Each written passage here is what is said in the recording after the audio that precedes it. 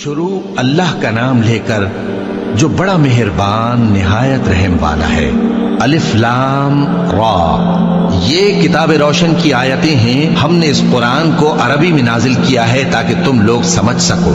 اے پیغمبر، ہم اس قرآن کے ذریعے سے جو ہم نے تمہاری طرف بھیجا ہے تمہیں ایک نہایت اچھا قصہ سناتے ہیں، اور تم اس سے پہلے بے خبر تھے۔ جب یوسف نے اپنے والد سے کہا کہ ابا، میں نے خواب میں 11 ستاروں اور سورج اور چاند کو دیکھا ہے، دیکھتا کیا ہوں کہ وہ مجھے سجدہ کر رہی ہیں۔ انہوں نے کہا کہ بیٹا، اپنے خواب کا ذکر اپنے بھائیوں سے نہ کرنا، نہیں تو وہ تمہارے حق میں کوئی چال چلیں گے۔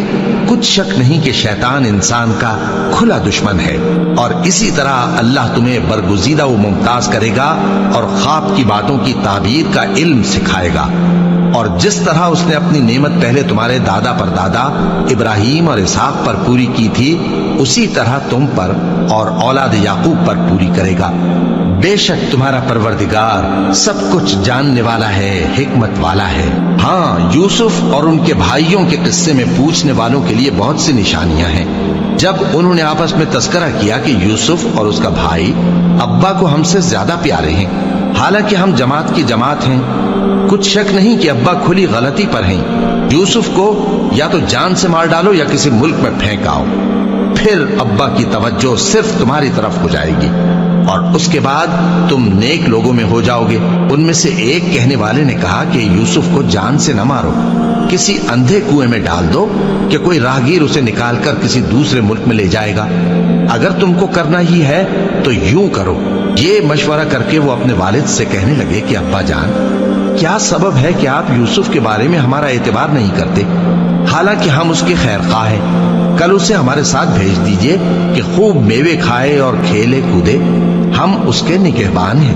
انہوں نے کہا کہ یہ امر مجھے غمناک کیے دیتا ہے کہ تم اسے لے جاؤ، یعنی وہ مجھ سے جدا ہو جائے، اور مجھے یہ بھی خوف ہے کہ تم کھیل میں اس سے غافل ہو جاؤ اور اسے بھیڑیا کھا جائے۔ وہ کہنے لگے کہ اگر ہماری موجودگی میں کہ ہم ایک طاقتور جماعت ہیں اسے بھیڑیا کھا گیا تو ہم بڑے نقصان میں پڑ گئے۔ غرض جب وہ اس کو لے گئے اور اس بات پر اتفاق کر لیا کہ اس کو اندھے کنویں میں ڈال دیں، اور ہم نے یوسف کی طرف وحی بھیجی کہ ایک وقت ایسا آئے گا کہ تم انہیں ان کے اس سلوک سے آگاہ کرو گے، اور ان کو اس وحی کی کچھ خبر نہ ہوگی۔ اور یہ حرکت کر کے وہ رات کے وقت باپ کے پاس روتے ہوئے آئے، کہنے لگے کہ ابا جان، ہم تو دوڑنے اور ایک دوسرے سے آگے نکلنے میں مصروف ہو گئے اور یوسف کو اپنے اسباب کے پاس چھوڑ گئے تو اسے بھیڑیا کھا گیا، اور آپ ہماری بات کو گو ہم سچ ہی کہتے ہیں باور نہیں کریں گے، اور ان کے کرتے پر جھوٹ موٹ کا لہو بھی لگا لائے۔ یعقوب نے کہا کہ یوں نہیں ہے، بلکہ تم اپنے دل سے یہ بات بنا لائے ہو۔ اچھا، صبر کہ وہی خوب ہے، اور جو تم بیان کرتے ہو اس کے بارے میں اللہ ہی سے مدد چاہیے۔ اور اب اللہ کی شان دیکھو کہ اس کنویں کے قریب ایک قافلہ آوارد ہوا، اور انہوں نے پانی کے لیے اپنا سقا بھیجا، تو اس نے کنویں میں ڈول لٹکایا، یوسف اس سے لٹک گئے۔ وہ بولا، زہے قسمت، یہ تو ایک لڑکا ہے، اور اس کو قیمتی سرمایہ سمجھ کر چھپا لیا۔ اور جو کچھ وہ کرتے تھے اللہ کو خوب معلوم تھا، اور انہوں نے اس کو تھوڑی سی قیمت یعنی معدود چند درہموں پر بیچ ڈالا، اور وہ اس سے بیزار ہو رہے تھے۔ اور مصر میں جس شخص نے اس کو خریدا اس نے اپنی بیوی سے، جس کا نام زلیخا تھا، کہا کہ اس کو عزت و اکرام سے رکھو، عجب نہیں کہ یہ ہمیں فائدہ دے یا ہم اسے بیٹا بنا لیں۔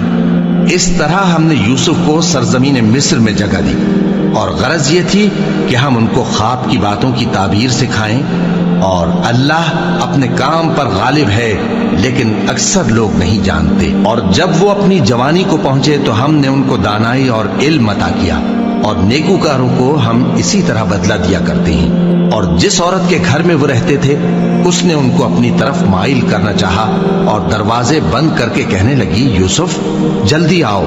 انہوں نے کہا کہ اللہ پناہ میں رکھے، وہ یعنی تمہارے میاں تو میرے آقا ہیں، انہوں نے مجھے اچھی طرح سے رکھا ہے، میں ایسا ظلم نہیں کر سکتا، بے شک ظالم لوگ فلاح نہیں پائیں گے۔